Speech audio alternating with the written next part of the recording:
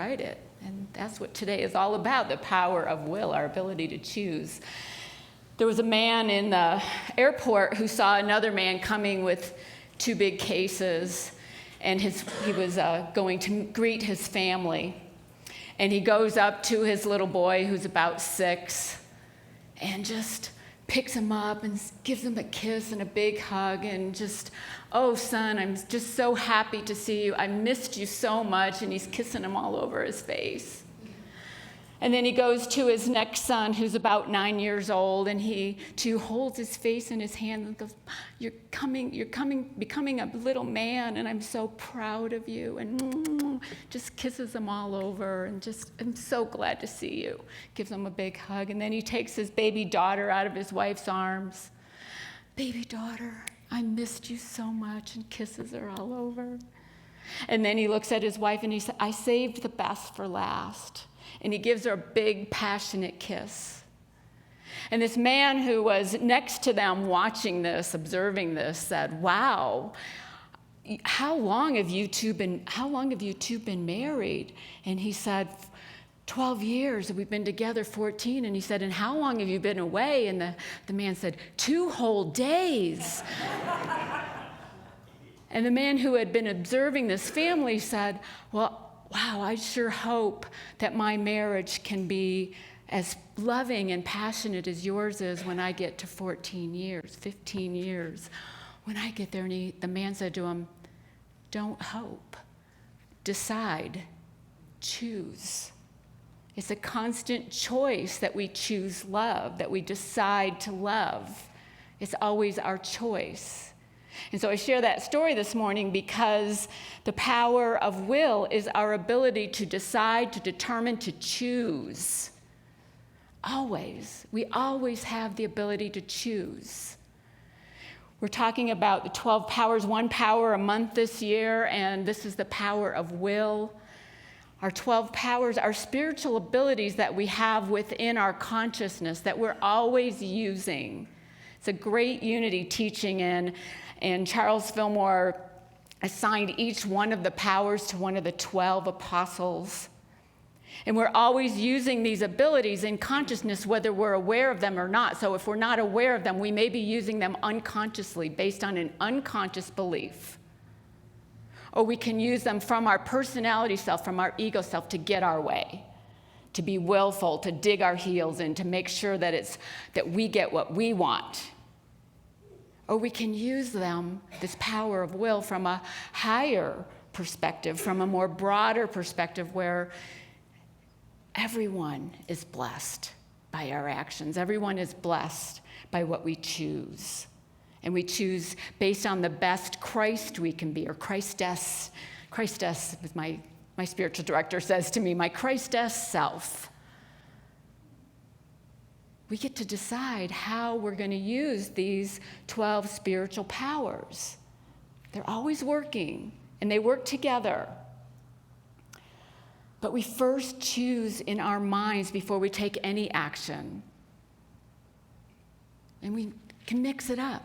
I'm seeing people sitting in different seats today, and it's like kind of mixing me up, but I love it. And I've got my iPad on the other side of me, too, so I mixed that up, too. But you're all getting in with the game. I love that. So the power of will. Will is, Sharon Connor says in Adventures in Resilience, which is a great book we have in the bookstore about the 12 powers. She says, will is decision-making, directing, choosing faculty of the mind. It is our capacity to say yes or no to opportunities and options. The highest expression of will is willingness, conscious consent, the will of God. Consciously consent the will of God. So the power of will is this executive power of mind, this power that we use in our consciousness, and it directs all the other powers. When I took the 12 powers class through the SEE at Unity, Paul Hasselbeck said, somebody asked him, which is the first power? And we always teach that faith is the first power. You have to believe something first. But he said, really, will. because we choose what we believe.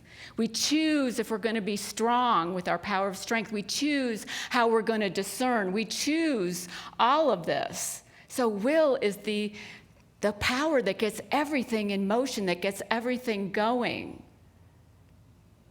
And we can use it from the small self and be willful. We have to get our way. And that's a very narrow way of using this power of will. It's only how it affects us, not how it affects everyone. Instead, we could think, how will my life, how will my the decisions I make and the actions I take benefit everyone? That's using the power of will from the highest, deepest, the best version of ourselves that we can think of. What is my divine guidance?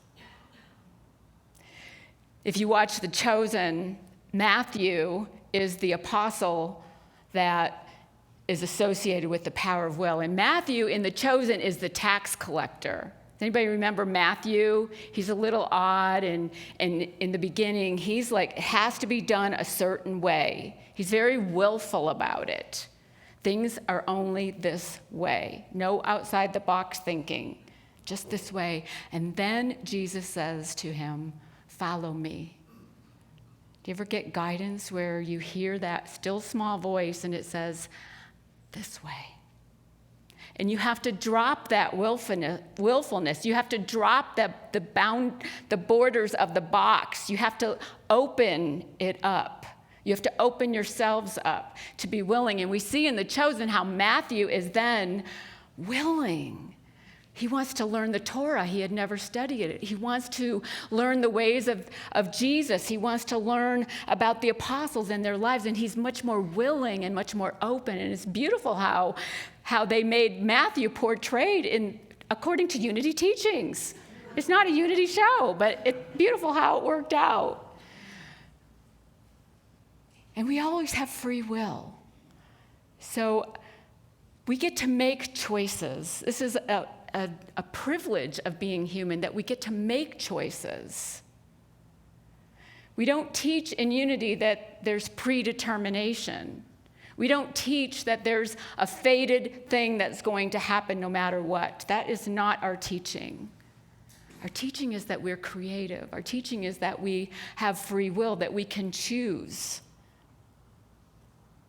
It doesn't mean there won't be consequences to the choices we make, because there's always a sequence, a consequence to what we choose, to those decisions we make. There's something happens after our choices. So we do want to be careful and thoughtful in the choices we make. And use that power of will to decide to see the will of God, the will of Spirit, the will of my highest self. What is my highest self calling me to do right now, to choose right now, what action to take right now? We can stay stuck in the sameness of life, or we can create another story, create a new story. It's never too late. As long as we're taking breath, we can create another story. In Joshua chapter 24, verse 15, it says, choose this day whom you will serve, or what you will serve. Choose this day what you will serve. Are you ready to serve life? Are you ready to serve your soul's evolution? Or do you want to serve money, or your job, or your calendar, or whatever it is for you that isn't quite feeling joyful? Choose this day whom you will serve.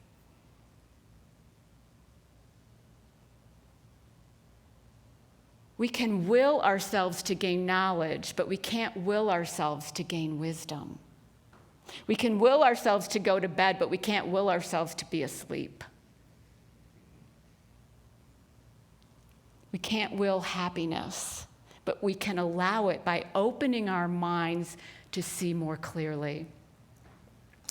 There's a Christian scripture story in the book of Mark, chapter 8, verse 22 to 26, and it says, they came to Bethsaida. Okay, I went to Google so many times to pronounce that word. Bethsaida. Some people brought a blind man to him and begged him to touch him. He took the blind man by the hand and led him out of the village. And when he had put saliva on his eyes and laid his hands on him, he asked him, "Can you see anything?" And the man looked up and said, "I can see people, but they look like trees walking." Then Jesus laid his hands on his eyes again, and he looked intently, and his sight was restored, and he saw everything clearly. Then he sent him away to his home, saying, "Do not even go into the village." So if we look at this story metaphysically, which is what one of the Unity's beautiful teachings, that we have these metaphysical teachings or interpretations of the scriptures. Bethsaida means unwillingness. So, and people represent our thoughts. So we have thoughts that are in this unwilling state. Unwilling state. We all have thoughts in an unwilling state. We all have thoughts that I'm not going to change. They should change. She should change. He should change. The government should change. But not me. We're in Bethsaida when we're in that frame of mind. But then we get just a little inkling of spirit or of something more than ourselves. It's something brighter and lighter or freer or happier or more loving. That's that spirit. There's that Christ consciousness. That's Jesus representing that in this story, who brings the man or that thought out of Bethsaida, out of that state of unwillingness. They have to move out of that. And he puts his hands on his eyes. Now can you see? Now can you see? And the man says, "Well, I see something, but the people look like trees walking." It takes practice. We have to train our will. We have to train our power of will to follow divine guidance. It doesn't just happen. It's something we have to consciously work at with will. Just like understanding that we talked about last month, the two work together. You're not going to understand without your choosing to try to understand, and you're not going to choose it without a desire to have greater understanding. They work together. And so Jesus has to put his hands on his eyes again. We have to have spirit, life, God, direct our vision to see more fully, to see more clearly. And then the man sees people as people are, not as trees walking. He's gotten his vision. And so what does Jesus or life or spirit or God say to him? But don't go back to that place of unwillingness. Don't go back to that place of willfulness where we all, and just because we're practicing doesn't mean we don't go back there, because we get triggered, we get trapped, and it happens, and that happens in our humanity. But the more we practice it, the more we're able to stay in that place, the more we're able to trust that divine guidance that is always there for us, always speaking to us, always whispering to us. Practice it. Choose this day whom you will serve. Choose this day. The other night, Kevin and I watched a movie on Prime called 13 Lives. Has anybody seen it? Nobody's seen it? Oh, it's so good. It's about the soccer team in Thailand who got trapped in the cave in northern Thailand in 2018, and their coach. So 13 of them. Fascinating story. I thought I knew the story. And most of us probably know a bit about the story and how it ends, but I remember somebody telling me to watch it, and I go, "But you know the ending." And she said, "Oh, it doesn't matter that you know the ending. It's intense and it's fantastic." And it's all about these people that are choosing to do good. Choosing choosing. There were 10,000 volunteers in northern Thailand trying to help these boys get rescued. There were over 100 divers diving to try to find them. It took 9 days to find the boys. 9 days. They were 4 kilometers into the cave. And it took them 6 hours to get to them. And they only stopped because they ran out of rope. Because they were creating a trail. They ran out of rope and they smelled them before they saw them. They were in there 9 days. And then it took them another 8 days to get them all out. It's a fascinating story of our ability to choose to follow our will. These 2 divers that were from Britain, they're cave rescue volunteers. Cave diver rescue, something, I don't, okay. British Cave Rescue Council, the British Cave Rescue Council. And they had lots of Thai divers to rescue. I mean, it's an incredible, incredible story about how they chose.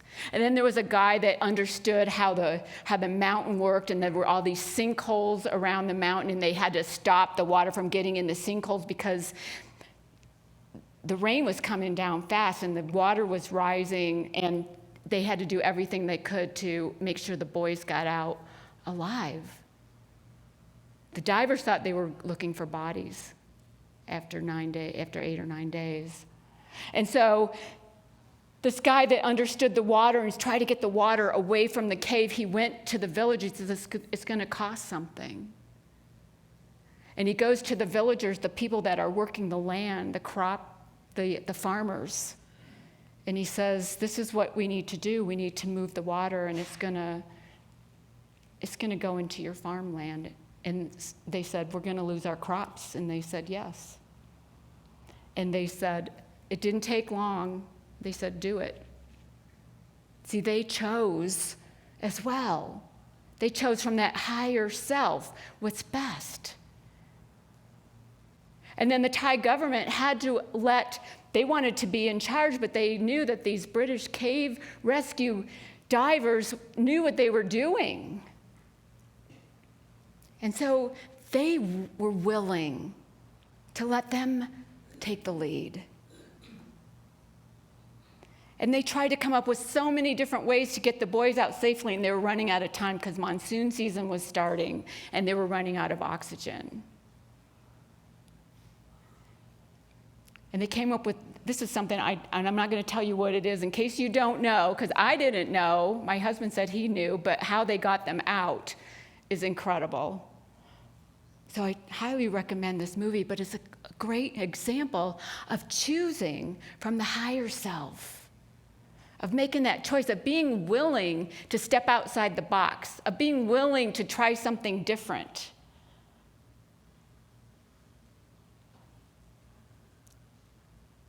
We don't know how much good we can do when we're willing instead of willful. Yesterday I was running Sloan's Lake in Denver, and on the south part of the lake, they've been, for the last year and a half at least, they've had fences up, and they've been redoing the playground. And I'm running, and all of a sudden the gravel path didn't stop by a fence, and I look up, because I'm always, making sure my footing. The playground was open, and there were tons of kids there. And it was such a joyful, I'm like, oh, yay. There were so many kids. This brand new playground is beautiful. And I started thinking, there's so many spiritual lessons at Sloan's Lake. But I started thinking about how, what fences do we have built up? What fences need to come down so we can get to our playfulness, get to our spontaneity, get to our joy? I know my vision statement for this year in Prosperity Plus includes being more playful, being more spontaneous, being more joyful, being more alive. And that requires letting go of some of that willfulness that I think I know better than Spirit. I don't. But we all get in that mindset where we do think that. I have this new piece of art hanging in my bedroom, and it's the first thing I see when I open my eyes because it's right there on my wall, and it's by my friend Lisa Tusignet, and she's going to show a picture of it. This is the painting, and it's just, the picture doesn't do it justice. It's stunningly beautiful, and it's called Just Imagine. And so I have a new practice. When I wake up, I think, just imagine. Just imagine what today can bring. Just imagine what choices I can make today. Just imagine how life can unfold if I'm willing instead of willful.